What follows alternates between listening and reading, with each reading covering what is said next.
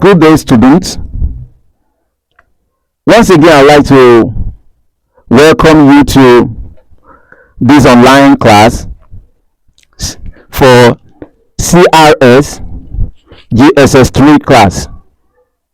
CRS GSS3 class. You recall that last lesson we dealt with two different topics. We dealt with Paul at Lystra, and we also dealt with conflict resolution. And I remember that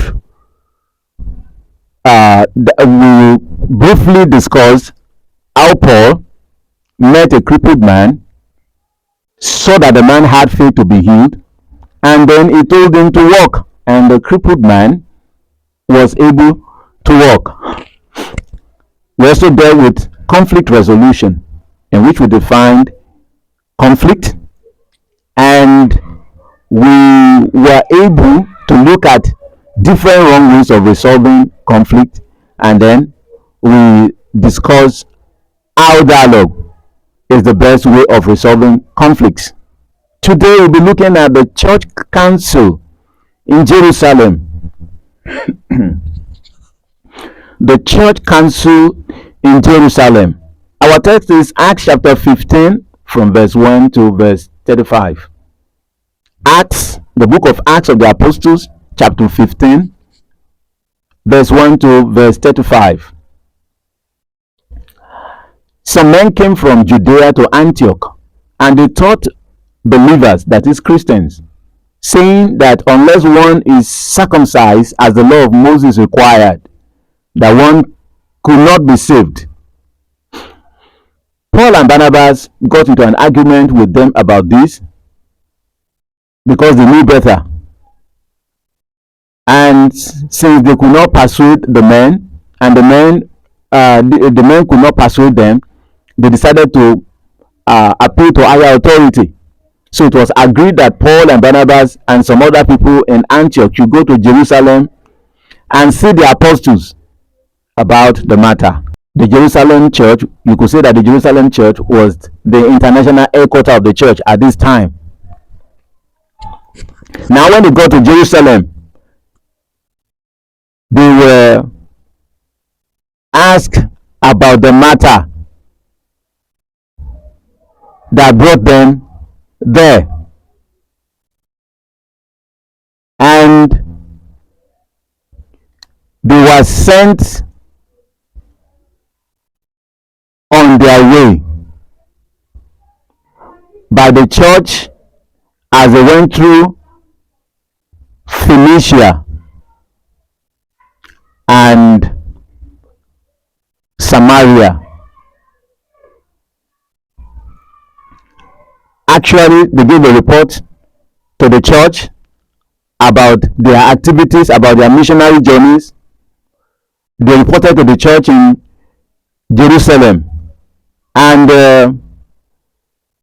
the church was very happy to receive them, and they were very happy about the fact that God had been saving souls through them. When they got to Jerusalem, they were received by the church. They explained how certain men of the sect of the Pharisees who believed in circumcision rose up and were saying that it was needful to circumcise the Gentiles and to command them to keep the law of Moses. Then the apostles and elders came together to consider this matter. After much debate, Peter stood up and reminded them how God had chosen him to preach the gospel to the Gentiles.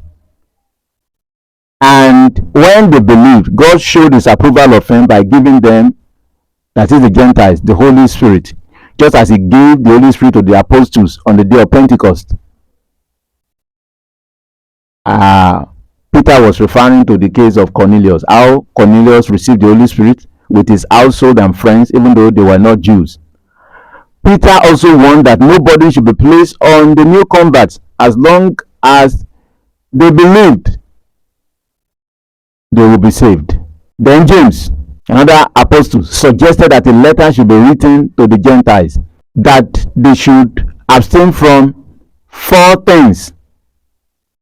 The number one was pollution of idols. New believers who were Gentiles should not pollute themselves with idols. They should not engage in fornication. They should not eat animals that have been strangled. And finally, they should refrain from eating or drinking blood. The apostles and elders were pleased with this suggestion, and so they selected two highly respected believers, which were Judas and Silas, to accompany Paul and Barnabas back to Antioch to deliver the letter. That was how that conflict was resolved.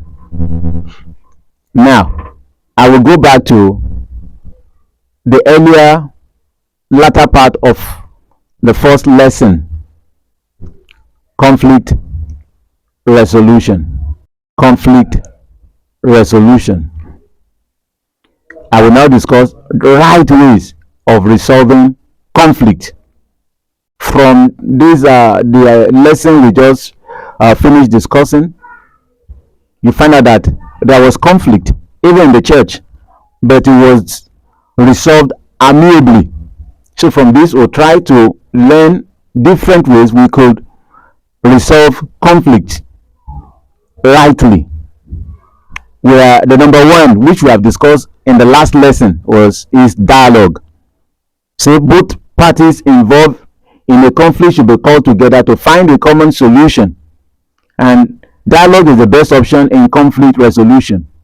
The second right way of resolving conflict is peacekeeping activities. Peacekeeping activities. The third is boundary adjustment.